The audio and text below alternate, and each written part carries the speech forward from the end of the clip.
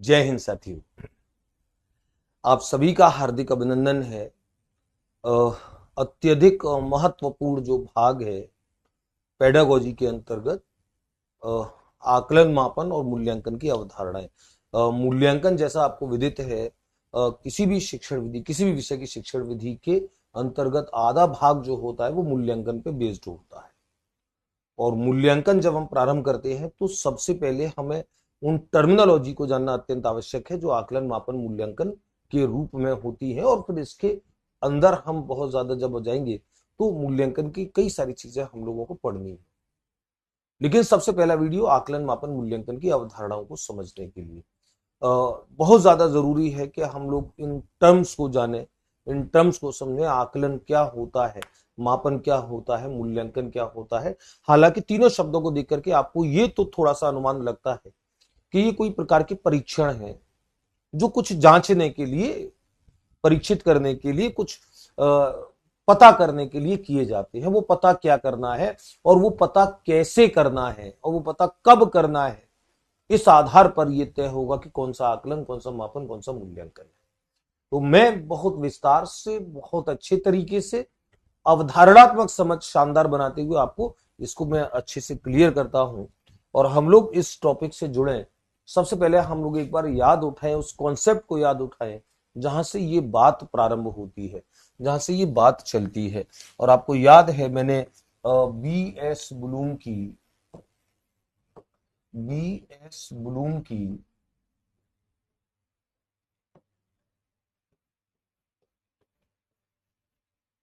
त्रिध्रुवीय model की मैंने बात की थी। त्रिध्रुवी मॉडल जो था, वो त्रिध्रुवी मॉडल क्या था आपको याद है? थोड़ा सा कनेक्ट करता हूं मैं, क्योंकि हमारी मूल्यांकन की बात उसी से चलेगी। इस बात को कहा कि बी एस ब्लूम ने शिक्षण अधिगम प्रक्रिया जो होती है, पूरी शिक्षण अधिगम प्रक्रिया वो तीन ध्रुव में होती है। वो तीन ध्रुव में होती है और वो तीन ध्रुव जो होते हैं, सबसे पहला पहला ध्रुव उद्देश्य का होता है, दूसरा ध्रुव अधिगम अनुभव का होता है, अधिगम अनुभव का होता है, और तीसरा ध्रुव मूल्यांकन का होता है। ये हम तीसरे ध्रुव पे बात कर रहे हैं। और जैसा मैं चर्चा में बता देता हूं आपको कभी कभी कि मूल्यांकन जो है, शिक्षण के उद्देश्य जो है, मूल्यांकन जो है, ये प्रत्येक विषय के लिए कॉमन अवेयरनेस पार्ट होता ही है। हर बच्चे को, हर विषय की शिक्षण विधियों वाले बच्चों को साइकोलॉजी में भी इस सबको जानना जरूरी होता है। ये बड़ा इंपॉर्टेंट भाग है। तो उद्देश्य, अधिगम, अनुभव और मूल्यांकन, ये क्या थे? कोई भी शिक्षण अधिगम प्रक्रिया कि ये तीन ध्रुव जो है, ये तीन जो पोल है, ये तीन पोल अत्यंत आवश्यक है और हमको समझना जरूरी है कि कोई भी शिक्षण अधिगम प्रक्रिया बिना उद्देश्यों के निर्धारण के संचालित नहीं हो सकती। इस बात को हम भली भांति जानते हैं। यानी कि किसी शिक्षण अधिगम प्रक्रिया को जब भी प्रारंभ करना होगा, संचालित करनी होगी, उसमें सबसे पहले उद्देश्यों का निर्धारण करना ही पड़ेगा। ये बात हम कर चुके हैं कि उद्देश्य के बिना चलने वाली शिक्षण अधिगम प्रक्रिया ठीक उस नाव की भांति होती है जिसे अपने गंतव्य का पता नहीं होता है। तो उद्देश्य निर्धारण आपने कर लिए है शिक्षा अधिगम प्रक्रिया के बिल्कुल प्रारंभ में। और इन उद्देश्यों को प्राप्त करने के लिए आपके पास साधन है, टूल्स हैं। ये टूल्स हैं, साधन है।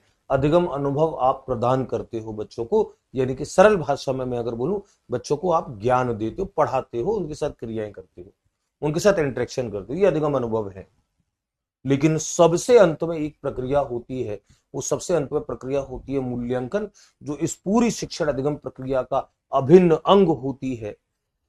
हम हम जब मूल्यांकन को परिभाषित कर रहे होंगे, वहां पर हम doctor D S Kothari, doctor Daulat Singh Kothari की परिभाषा को हम लोग वहां जानेंगे, जिन्होंने कहा कि मूल्यांकन जो है वो शिक्षण अधिगम प्रक्रिया का अभिन्न अंग है, अविच्छिन्न अंग है, अलग ना किया जा सकने वाला अंग है। तो ये मूल्यांकन क्या होता है? ये मूल्यांकन तीसरा ध्रुव है और ये इस बात की जांच करने के लिए होता है।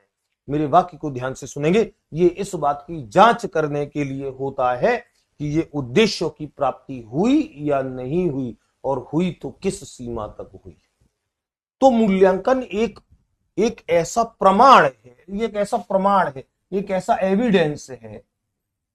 एविडेंस है जो इस बात की जांच करेगा, इस बात का सबूत देगा कि उन इन उद्देश्यों की प्राप्ति हो गई या नहीं हुई, और हो गई तो किस सीमा तक हुई।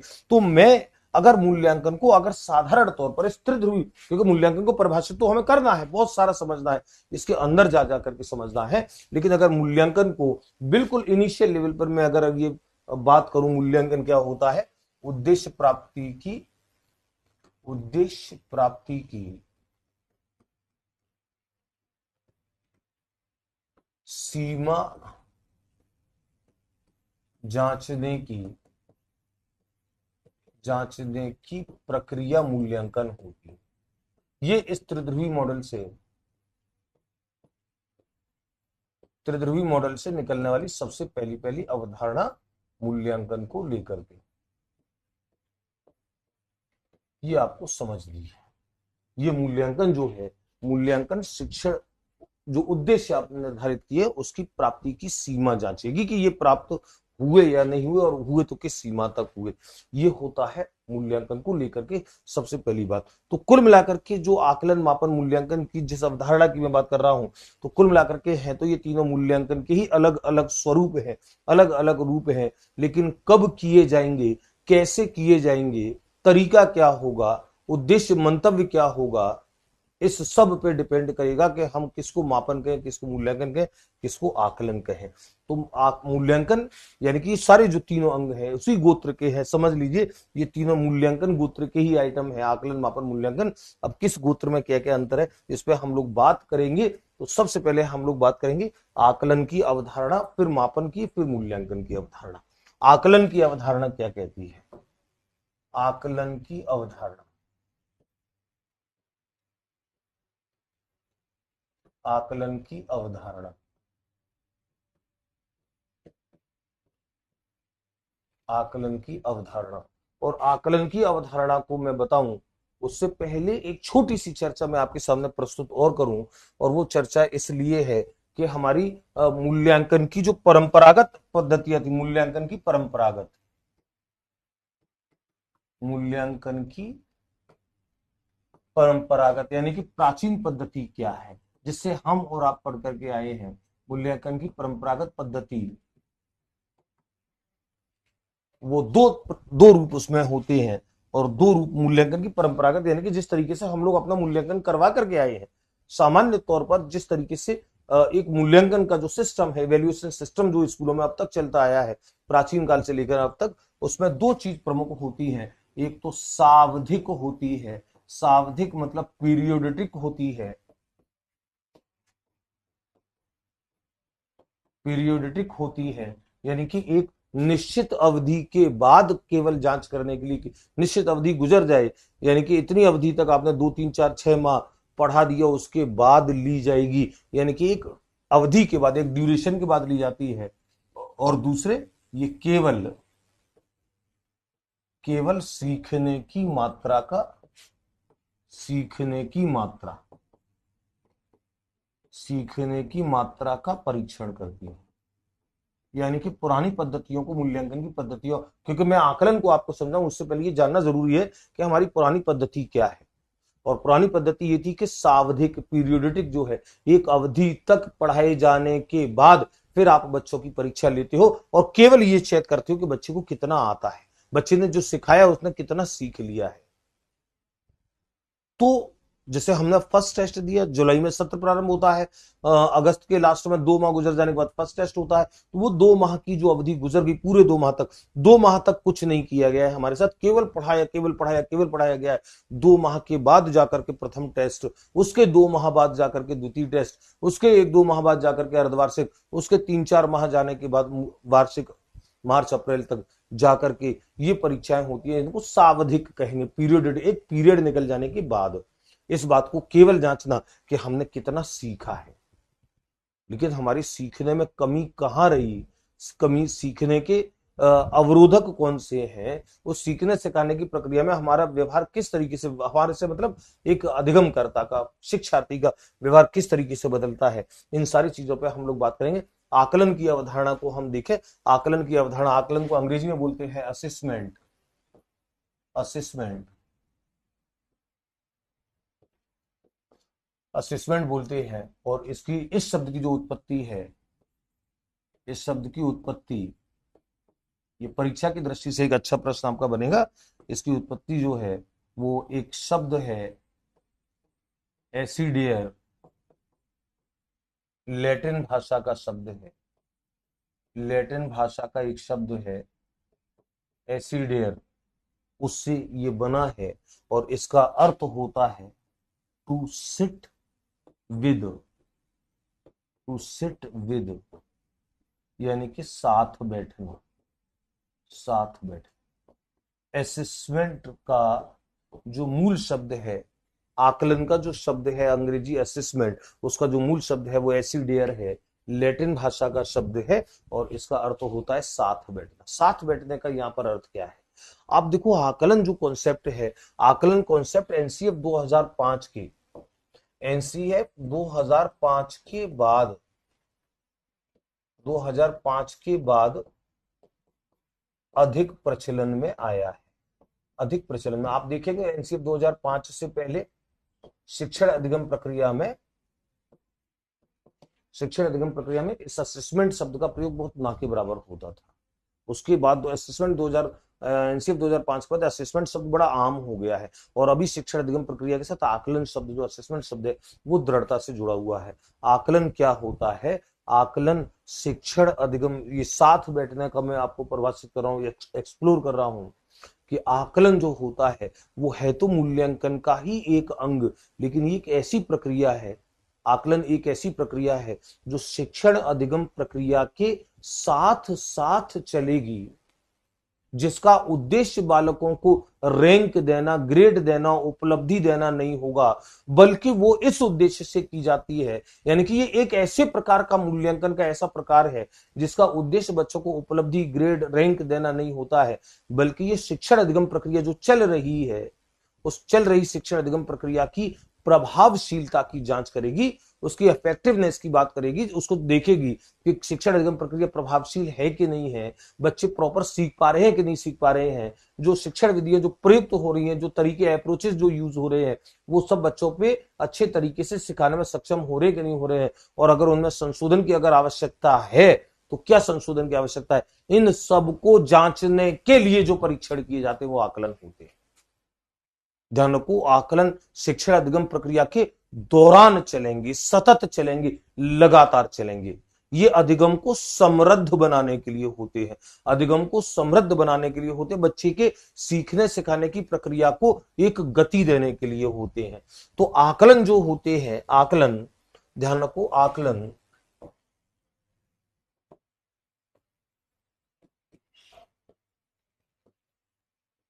आकलन जो होता है, इसके बारे में मैं अगर कुछ प्रमुख बिंदु अगर मैं बताऊं, सबसे पहला पहला प्रमुख बिंदु, शिक्षण अधिगम प्रक्रिया यानी कि सीखने सिखाने की प्रक्रिया, शिक्षण अधिगम प्रक्रिया के दौरान, के दौरान सतत चलता है, सतत चलता है, लगातार यानी कि ये पीरियोडिक नहीं है, जो मैंने अभी बात की एक अवधि के बाद नहीं है, सतत चलता है, संवादात्मक, संवादात्मक, सुझावात्मक होता है, संवादात्मक, सुझावात्मक। आप देख रहे हैं, शब्दों को देखना,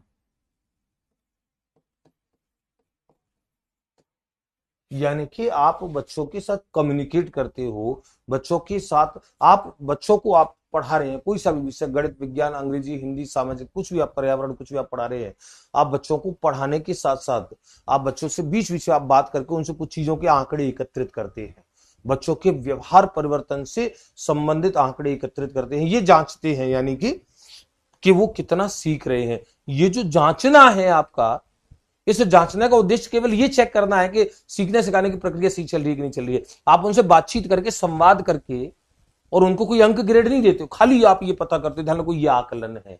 और इसीलिए हम आकलन को कहते हैं व्यवहार परिवर्तन के संबंध में, व्यवहार परिवर्तन के संबंध में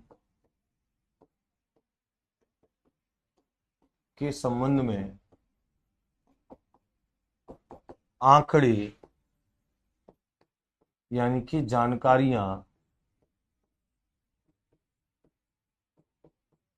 जानकारियां एकत्रित करने की प्रक्रिया,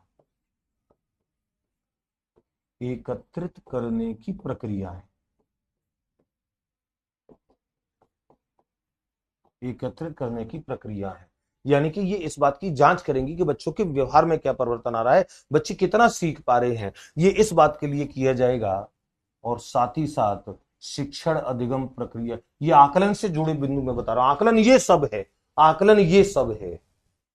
अभी आप मापन को देखेंगे, मूल्यांकन को देखेंगे, उनमें ये चीजें नहीं है। से अभी हम इस पे एक बार मैं एक बिंदु और लिख दूं, शिक्षण अधिगम प्रक्रिया की, फिर मेरे दिमाग से निकल जाएगा। शिक्षण अधिगम प्रक्रिया की प्रभावशीलता, शिक्षण अधिगम प्रक्रिया की प्रभावशीलता, प्रभावशीलता की जांच करने की प्रक्रिया, यानी कि टीचिंग लर्निंग प्रोसेस जो है वो कितना अफेक्टिव चल रहा है, कितना प्रभावशील है, इस बात की जांच करने की प्रक्रिया आकलन है। आप बच्चों के साथ जो काम कर रहे हैं, जो बच्चों को सिखा रहे हैं, उससे बच्चों से आप आंकड़े एकत्रित कर रहे हैं, जानकारियां एकत्रित कर रहे हैं, जानकारियां मतलब आप उससे पूछ रहे हैं, पूछ करके आपने जो जज किया, जो आपने एक तरीके से ऑब्जर्व जो किया, वो आपका आकलन है, वो आंकड़े हैं, वो आपकी जानकारियां हैं, ये आकलन है। और इसीलिए हम और बिंदु अभी आकलन के बनेंगे। आकलन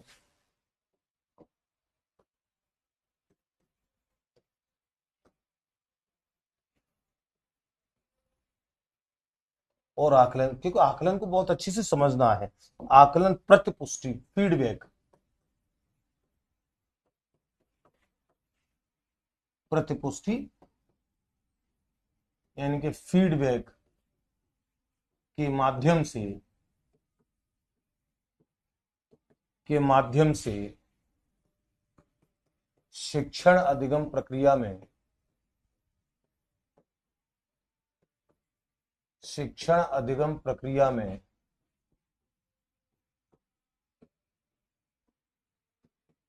आवश्यक संशोधन, आवश्यक संशोधन या सुधार, आवश्यक संशोधन या सुधार करने की प्रक्रिया है। क्योंकि आप जब प्रभावशीलता की जांच कर रहे हैं, आकलन एक प्रकार का, आकलन एक प्रकार का परीक्षण ही है, आकलन एक प्रकार का मूल्यांकन ही है। लेकिन ये कैसा प्रकार का है, इसका मूल्यांकन का ये कौन सा प्रकार है जिसे हम आकलन कर रहे हैं? तो ये आकलन अंक, ग्रेड, रैंक देने के उद्देश्य से नहीं किया जा रहा है, बच्चों को कोई डिवीजन देने के उद्देश्य से नहीं किया जा रहा है, बल्कि ये इस बात की जांच के लिए किए जाने वाला परीक्षण है कि बच्चे कैसा सीख रहे हैं, शिक्षण अधिगम प्रक्रिया जो चल रही है वो कितनी प्रभावशील है, आपके टीचिंग मेथड्स, टेक्निक्स जो आप प्रयोग में ले रहे हैं वो कितनी इफेक्टिव है। कोई आवश्यक संशोधन की जरूरत तो नहीं है, और अगर ऐसा कुछ है तो आवश्यक संशोधन किया जाएगा, आवश्यक सुधार किया जाएगा। और ध्यान रखो, इसीलिए ये अनौपचारिक और औपचारिक दोनों रूपों में होता है, अनौपचारिक तथा औपचारिक दोनों रूपों में होता है, दोनों प्रकार का होता है। और ध्यान रखो, शिक्षण अधिगम प्रक्रिया के दौरान सतत चलता है, ये सबसे पहली जो लाइन थी ना, सबसे पहला बिंदु, के दौरान चलेगा, सतत चलेगा, लगातार चलेगा, सावधिक नहीं है।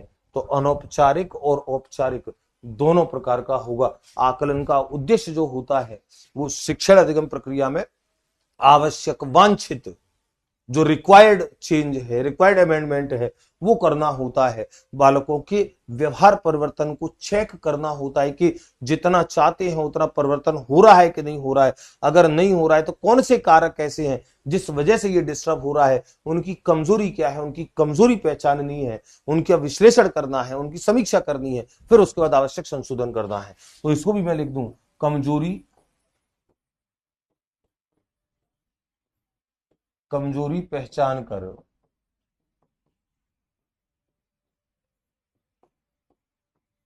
उसका विश्लेषण कर उसका विश्लेषण एवं समीक्षा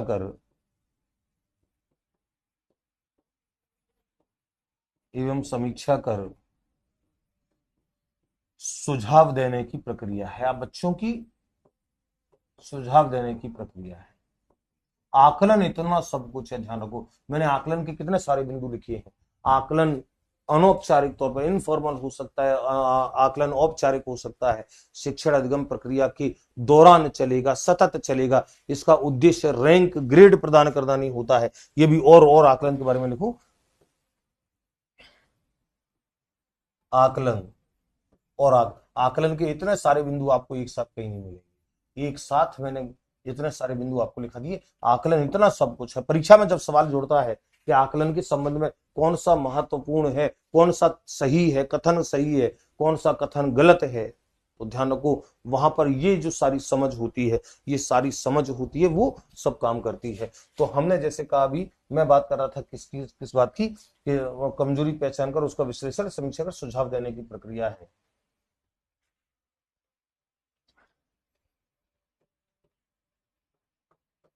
अधिगम को समृद्ध करने की प्रक्रिया है, यानी कि अधिगम अच्छे से हो सके, ये प्रक्रिया है। अधिगम अच्छे से हो सके, ये प्रक्रिया है आकलन। और आकलन क्या है? और आकलन को हम विद्यार्थियों विद्यार्थियों के लिए, एक शब्द आता है विद्यार्थियों के लिए,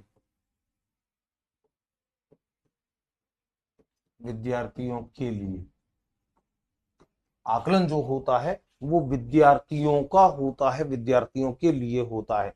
और इसलिए ताकि ये उनके अधिगम को समृद्ध बना सके, सीखने सिखाने की प्रक्रिया को रिच कर सके, उनको अच्छे से कर सके। तो असेसमेंट शब्द जो है, मैंने कहा 2003 के बाद काम आया। और इस बात को फिर जब ये असेसमेंट शब्द आया तो एनसीएफ 2005 ने, आपको पता है, सतत एवं व्यापक आकलन सीसीई की जो वकालत की, कॉन्टिन्यूस एंड कॉम्प्रिहेंसिव इवैल्यूएशन की जो बात की, असेसमेंट की बात की, उसमें इस बात को कहा गया कि शिक्षण अधिगम प्रक्रिया के दौरान सतत, लगातार, आप क्यों 2 माह 3 माह पढ़ाने के बाद इस बात का पता करते हो कि बच्चे ने कितना सीखा? आप पढ़ाने के दौरान पता करो ना कि ढंग से सीख रहा है कि नहीं सीख रहा है।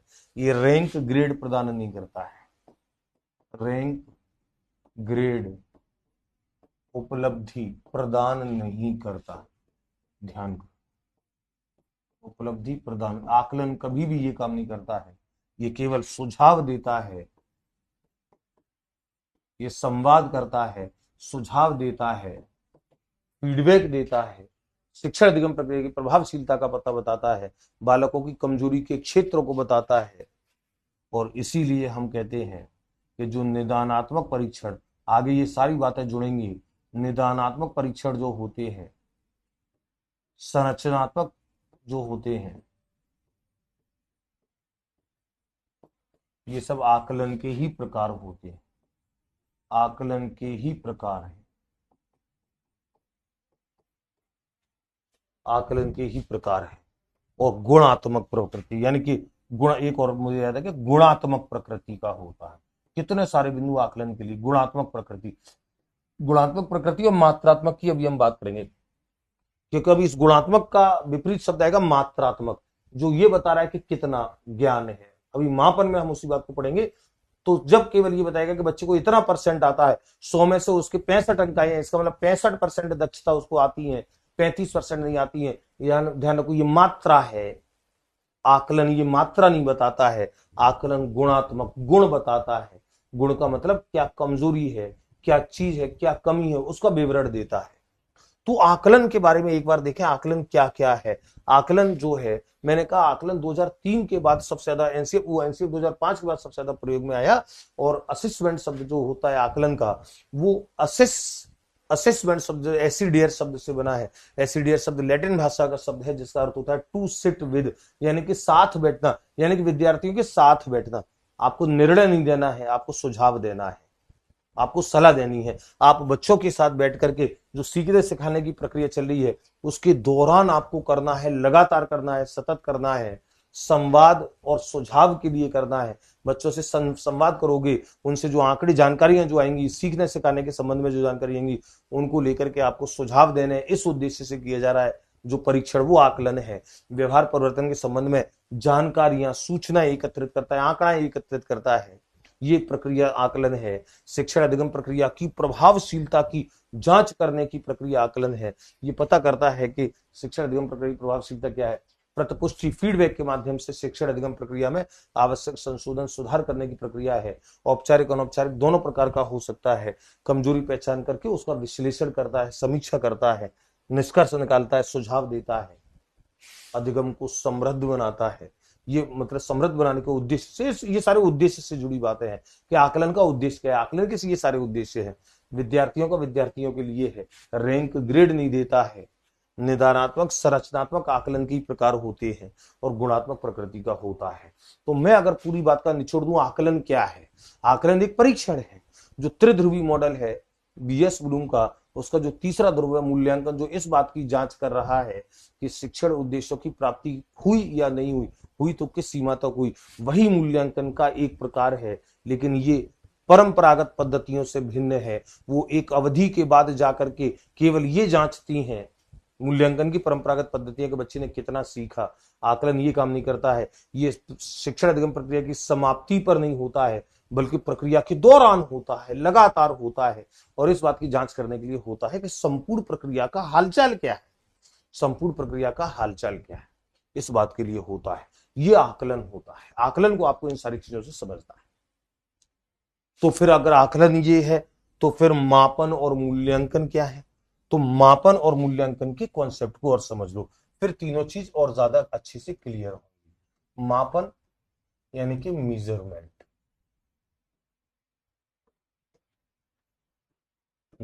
मेजरमेंट क्या है, मापन क्या होगा?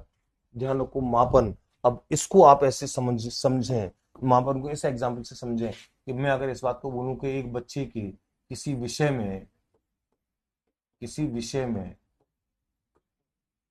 65/100 प्राप्तांक हैं।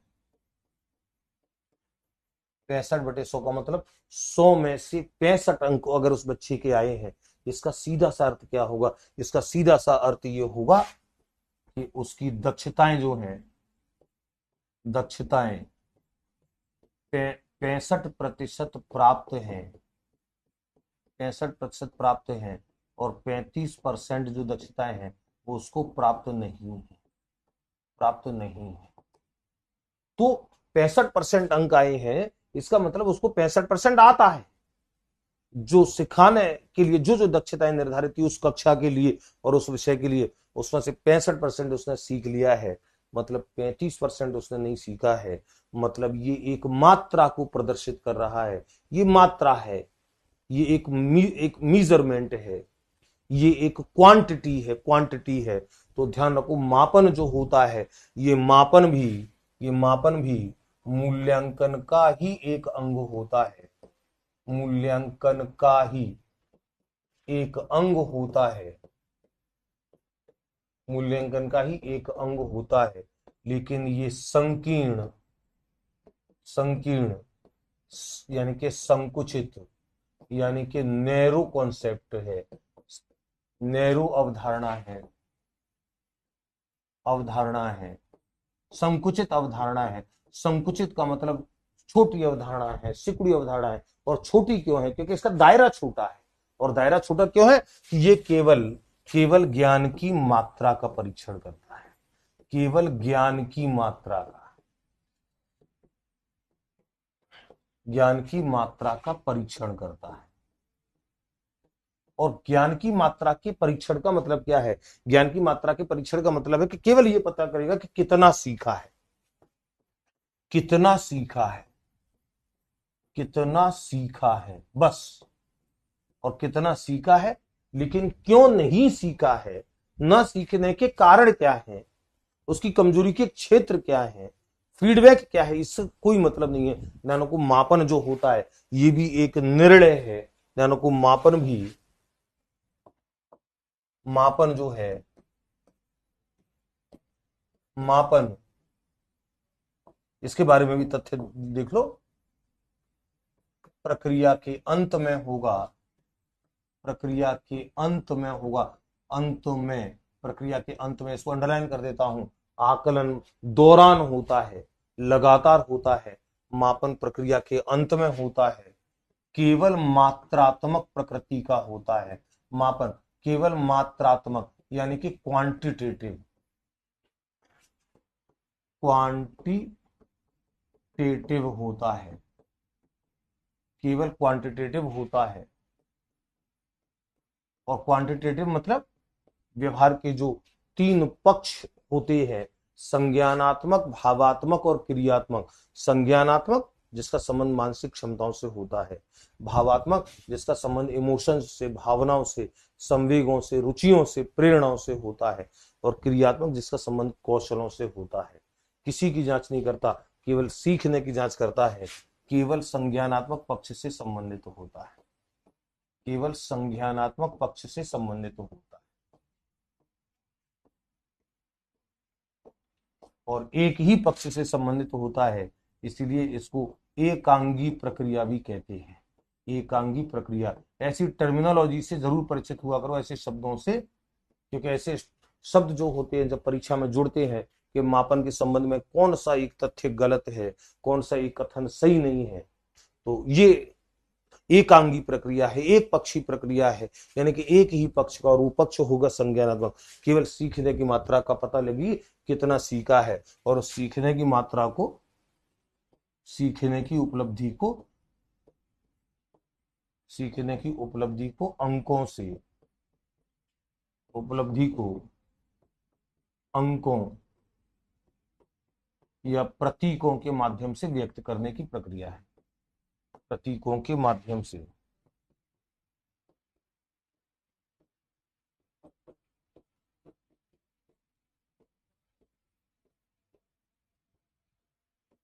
मापन जो है वो अंकों या प्रतीकों के माध्यम से व्यक्त करता है। देखो, अंकों के माध्यम से व्यक्त किया, एक विषय में 65/100 यानी कि 100 में से 65 अंक हैं, ये अंक हैं, अंक के माध्यम से प्रदर्शित कर रहा है। हो सकता है ग्रेड के माध्यम से व्यक्त करे, तो हो सकता है बी ग्रेड दे कि बी ग्रेड है, तो ये प्रतीक हो गया।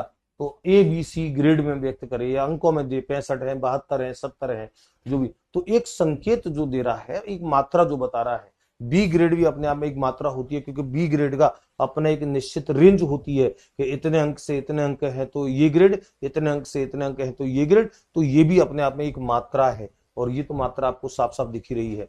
तो मापन जो होता है ये भी मूल्यांकन के ही परिवार का सदस्य है, जैसे आकलन मूल्यांकन के परिवार का सदस्य है, लेकिन आप तरीके में परिवर्तन देख रहे हैं। आकलन के उद्देश्य में परिवर्तन है, मापन के उद्देश्य में परिवर्तन है। मापन प्रक्रिया के अंत में होगा, आकलन प्रारंभ में ही हो जाएगा। प्रारंभ आकलन प्रक्रिया में होगा, लगातार होगा, मापन अंत में होगा। आकलन गुणात्मक प्रकृति का है, उसका उद्देश्य बच्चों की सीखने सिखाने की प्रक्रिया का समीक्षा करनी है, निष्कर्ष निकालने हैं, फीडबैक लेना है, आंकड़े एकत्रित करने हैं। उसे चौधरी की तरह निर्णय नहीं देना है कि भाई इतना आता है, इसको क्यों नहीं आता है, इससे कोई मतलब नहीं है, ऐसा निर्णय नहीं देना है। इसको ये निर्णय देगा, मापन निर्णय देगा कि भाई इसके प्रक्रिया के अंत में, और इस बच्चे को इतना आता है, इस विषय की दक्षता में इसको इतना आता है, बस ये मापन का काम होता है। तो मापन के साथ जुड़े जो 4-5 ये जो वाक्य हैं, ये आपको ध्यान रखना है। मूल्यांकन का ही एक अंग होता है, संकीर्ण संकुचित अवधारणा होती है, केवल ज्ञान की मात्रा का परीक्षण करता है, यानी कि कितना सीखा है, केवल ये परीक्षण करता है। यानी कि मापन जो होता है वो प्रक्रिया के अंत में तो होगा, लेकिन केवल मात्रात्मक, केवल क्वांटिटेटिव प्रकृति का होगा, केवल संज्ञानात्मक पक्ष की जांच करेगा, एकांगी प्रक्रिया है, और सीखने की उपलब्धि को अंकों ग्रेड के माध्यम से प्रदर्शित करेगा। तो ये मापन हो गया आकलन से किस प्रकार भिन्न। और तीसरी अवधारणा है, हम जब भी मूल्यांकन का अध्याय प्रारंभ करते हैं तो इन तीनों अवधारणाओं को जानने के बाद ही हमको, सबसे पहले इनको समझने के बाद, आकलन, मापन और मूल्यांकन क्या क्या है, क्योंकि फिर आगे की बात तो हमारी चलेगी, उस पर तो हम लोग विस्तार से मूल्यांकन पे फिर बहुत ज्यादा बातें करने वाले हैं। लेकिन ये तीनों टर्मिनोलॉजी क्या है, इनके अंतर क्या है, आकलन क्या होता है, मापन क्या होता है, मूल्यांकन क्या होता है, ये हमको समझना है। अब एक तीसरी जो टर्म है मूल्यांकन, मूल्यांकन को समझ लो। मूल्यांकन जो है, मूल्यांकन उस कुल का, उस परिवार, उस खानदान का नाम है जिस खानदान का आकलन एक सदस्य है, जिस खानदान का मापन एक सदस्य है, उस पूरे खानदान का नाम जो है, उस पूरे गोत्र का जो नाम है वो मूल्यांकन है। मूल्यांकन क्या होता है? मूल्यांकन, लेकिन इसके अंदर कुछ विशिष्टताएं होती हैं। मूल्यांकन क्या होता है? मूल्यांकन मात्रात्मक और गुणात्मक दोनों प्रकृति का हो, मात्रात्मक तथा गुणात्मक दोनों प्रकृति का होता है, दोनों प्रकृति का होता है। मूल्यांकन मात्रात्मक गुणात्मक दोनों प्रकृति का होता है। मूल्यांकन योगात्मक होता है, योगात्मक, योगात्मक समेटिव। ध्यान रखो, आकलन में हमने एक शब्द प्रयोग लिया था संरचनात्मक प्रकार का, संरचनात्मक मैंने आपको लिखाया था। आकलन में, आकलन में मैंने शब्द लिखाया था संरचनात्मक प्रकृति का होता है, संरचनात्मक प्रकृति का होता है, यानी कि ये संरचना करेगा, ये संरचनात्मक प्रकृति का होता है, नैदानिक कमियों का पता लगाएगा। ये योगात्मक नहीं है। मूल्यांकन योगात्मक, योगात्मक का मतलब अब तक के जितने भी आपने ऑब्जर्वेशन किए उन सब का योग क्या है, वो योगात्मक प्रकृति का, वो समेटिव होता है। मात्रात्मक गुणात्मक दोनों प्रकृति का होता है, प्रक्रिया के अंत में होता है, शिक्षण अधिगम प्रक्रिया के अंत में होता है, अंत में लिया गया एक निर्णय है, एक निर्णय है। ध्यान रखो, सुझाव नहीं है। हमने आकलन में कहा सुझाव है, आकलन सुझाव है, मूल्यांकन एक निर्णय, एक फैसला है। लेकिन ये ऐसा फैसला है जिसमें मात्रात्मक, मापन भी ध्यान रखो, मापन भी एक फैसला है, लेकिन मापन एक ऐसा फैसला है जो केवल एक पक्ष से संबंधित है। मूल्यांकन ऐसा फैसला है जो सारे पक्षों से, मात्रात्मक गुणात्मक तीनों पक्षों से संबंधित होता है, यानी कि संज्ञानात्मक, संज्ञानात्मक, भावात्मक और क्रियात्मक, संज्ञानात्मक, भावात्मक और क्रियात्मक तीनों पक्षों से संबंधित होता है, तीनों पक्षों से संबंधित होता है। और तीनों पक्षों से संबंधित है तभी तो हमने इसको मात्रात्मक और गुणात्मक कहा, क्योंकि केवल संज्ञानात्मक से होता है, जो चीज केवल संज्ञानात्मक पक्ष से संबंधित हो वो केवल मात्रात्मक होगी, लेकिन जो भावात्मक और क्रियात्मक पक्ष से भी संबंधित होगी वो गुणात्मक भी हो जाएगी। मूल्यांकन वास्तव में क्या होता है? मूल्यांकन को वास्तव में हम लिखने का तरीका जो होता है, मूल्यांकन होता है मापन प्लस मूल्य निर्धारण, मापन प्लस मूल्य निर्धारण, मापन प्लस मूल्य निर्धारण। और मापन प्लस मूल्य निर्धारण, इसको मैं विस्तार से बताऊंगा। देखो ध्यान रखो, मापन के बारे में भी हम लिख चुके हैं, मापन केवल मात्रात्मक होता है और मूल्य निर्धारण जो होता है ये गुणात्मक होता है, यानी कि क्वालिटेटिव होता है, क्वालिटेटिव। ये क्वालिटी बताता है, ये क्वालिटी बताता है। इसको आप छोटे से दो दो छोटे छोटे वाक्य से समझो। वस्तु कितनी है, वस्तु कितनी है और वस्तु कैसी है, वस्तु कैसी है। अब आप ध्यान से इन दो छोटे छोटे वाक्यों में अंतर देखो। वस्तु कितनी है ये मात्रा है, वस्तु कैसी है ये गुण है। वस्तु कैसी है, अच्छी है, बुरी है, गोरी है, काली है, ये उस वस्तु हल्की है, भारी है, ये उसके गुण बता रहे हैं। लेकिन वस्तु कितनी है, 100 ग्राम है, 50 ग्राम है, 2 फुट की है, 1 फुट की, ये मात्रा है। इसीलिए ये प्रश्न परीक्षा में आया, ये प्रश्न परीक्षा में आया हुआ है कि कोई वस्तु कितनी, कोई वस्तु कैसी है, यह निम्न में से क्या है? अ केवल मापन है, ब केवल मूल्यांकन है, स मापन और मूल्यांकन दोनों है। वस्तु कैसी है ये मूल्यांकन होता है, कितनी है ये मापन होता है, कितनी है ये मापन है, कैसी है, ये मूल्यांकन है, ये गुण की बात है। तो मूल्यांकन को जो हम व्यक्त करते हैं, मूल्यांकन होता है मापन प्लस मूल्य निर्धारण।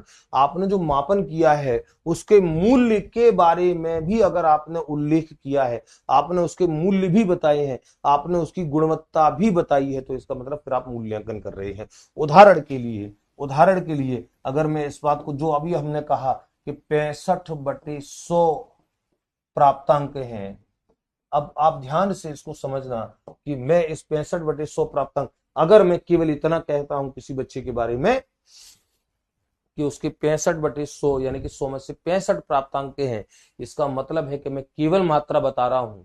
लेकिन अगर इन 65 अंक की गुणवत्ता भी मैं बता दूं, इस 65 अंक का मूल्य मूल्य निर्धारण भी मैं कर दूं।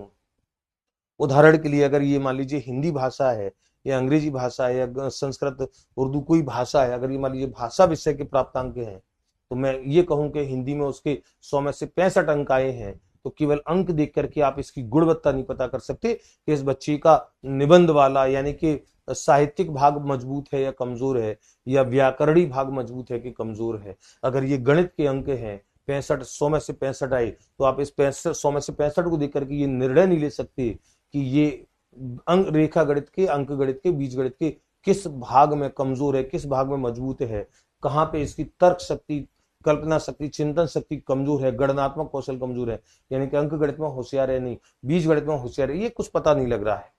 लेकिन अगर 100 में से 65 अंक को मैं अगर थोड़ा सा और विस्तार दे दूं, इसकी गुणवत्ता भी बता दूं, इसका मूल्य निर्धारण भी कर दूं कि एक बच्चे के 100 में से 65 अंक गणित में आए हैं, इस बच्चे के 65 अंकों का परीक्षण करने के बाद, समीक्षा करने के बाद, विश्लेषण करने के बाद ये पता लगा कि इस बच्चे ने अंक गणित के जितने भी सवाल थे वो सारे के सारे सही किए हैं, इसका अर्थ यह है कि उसका गणनात्मक कौशल सही है। लेकिन इस बच्चे ने प्रमेय सिद्ध करने के रेखा गणित के 2 सवाल आए, वो दोनों गलत किए हैं, इससे सिद्ध होता है इस बच्चे की तर्क शक्ति कमजोर है। इस बच्चे के बीज गणित के 4 सवालों में से 2 सही हैं, 2 गलत हैं, इसका मतलब इसका अमूर्त चिंतन कमजोर है। तो ये जो अमूर्त चिंतन कमजोर है, तर्क शक्ति कमजोर है, मजबूत है, गणना कौशल मजबूत है या कमजोर है, ये सब अब आप जो गुण जो बता रहे हो, अब आप जो मूल्य निर्धारण कर रहे हो, तो फिर आपने इस 65/100 की औकात भी बता दी। सरल भाषा में बोलूं, आपने केवल ये कहा कि 65/100 है तो मापन है, लेकिन आपने इन 65 अंकों की औकात भी बता दी कि 65 कहां कहां से आए हैं, किन किन भागों में कमजोर, किन किन भागों में मजबूत है, आप मूल्य भी निर्धारित कर लिए, तो फिर ये मूल्यांकन बन जाएगा।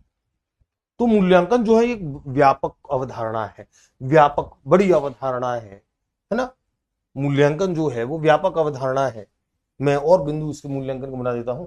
मूल्यांकन मूल्यांकन व्यापक अवधारणा है, व्यापक अवधारणा है,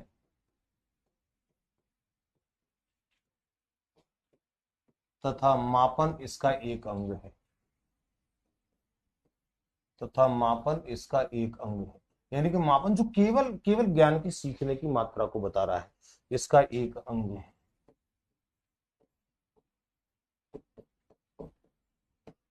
तो आकलन, मापन, मूल्यांकन को क्रम से आप समझ रहे हैं। आकलन जो शिक्षण अधिगम प्रक्रिया के दौरान चलेगा, लगातार चलेगा, सतत चलेगा, जिसका उद्देश्य कोई अंक ग्रेड प्रदान करना नहीं होगा, कोई अंक ग्रेड प्रदान करना नहीं होगा, शिक्षण अधिगम प्रक्रिया के दौरान चलेगा।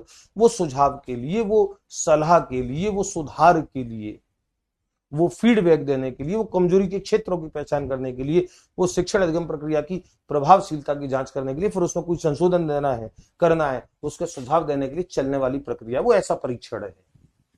मापन केवल ज्ञान की मात्रा को बताने वाला परीक्षण है, और मूल्यांकन इनका बाप है। मूल्यांकन योगात्मक है, अंत में होगा, उसमें मापन भी निहित होगा, मूल्य निर्धारण भी होगा, लेकिन ये होगा अंत में, प्रक्रिया के अंत में होगा, गुणात्मक और मात्रात्मक दोनों प्रकार का होगा। योगात्मक यानी कि समेटिव होगा।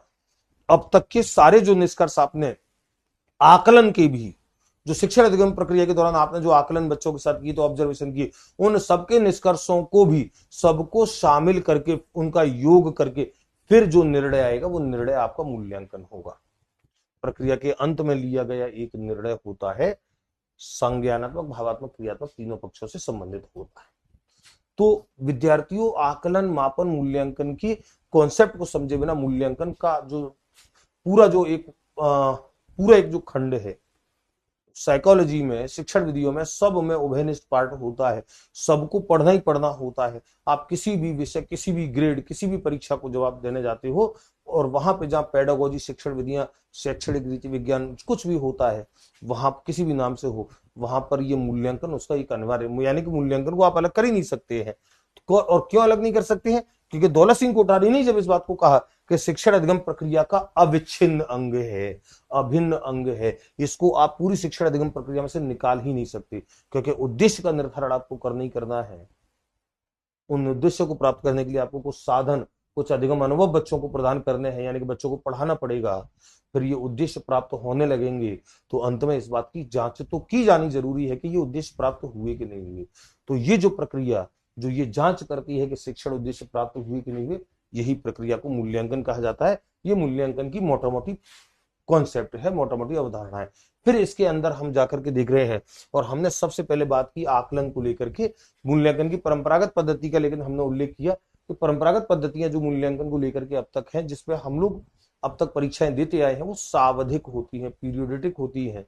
एक पीरियड के बाद, एक अवधि तक पढ़ाने पढ़ाने पढ़ाने पढ़ाने के बाद, तब 2 माह 3 माह बाद जाकर के फिर इस बात का परीक्षण करती हैं कि इसको 2-3 माह में जो सिखाया, इस गधेड़े ने कुछ सीखा कि नहीं सीखा, इसको कितना आया। लेकिन उस 2-3 माह जब पढ़ा रहे थे, उस समय लगातार जांचते रहते, तो वो आकलन होता। इसीलिए आकलन का कॉन्सेप्ट एनसीएफ 2005 में आया, और एनसीएफ 2005 ने आकलन को इंट्रोड्यूस किया, परिभाषित किया, तो कहा इस बात को कि शिक्षण अधिगम प्रक्रिया जब तक अच्छे से नहीं चल सकती, जब तक आप लगातार पढ़ाओ, लगातार जांचो इस बात को। तो आकलन शब्द को कॉन्सेप्ट आया। और ये जो पुरानी पद्धति थी, ये केवल सीखने की मात्रा का परीक्षण करती थी, बच्चे को कितना सीखा है। हमको आकलन की अवधारणा को सबसे पहले जानना है, और आकलन की अवधारणा मैंने आपको बता दी। आकलन की अवधारणा, आकलन असेसमेंट शब्द का अंग्रेजी शब्द है, एसीडियर से बना है, एसीडियर से बना है, एसीडियर, ये इसकी स्पेलिंग कुछ जगह आपको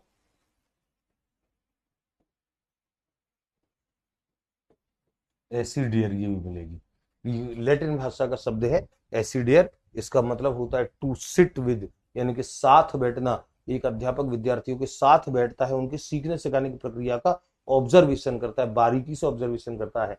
इसलिए नहीं करता है कि उसे कोई रैंक ग्रेड देनी है, इसलिए करता है कि वो इस बात से तसल्ली कर सके, जांच सके कि शिक्षण अधिगम प्रक्रिया प्रॉपर चल रही है कि नहीं चल रही है। एनसीएफ 2005 के बाद अधिक प्रचलन में आया ये आकलन शब्द। आकलन क्या क्या होता है? आकलन शिक्षण अधिगम प्रक्रिया के दौरान चलता है, सतत चलता है, लगातार चलता है, संवादात्मक और सुझावात्मक होता है।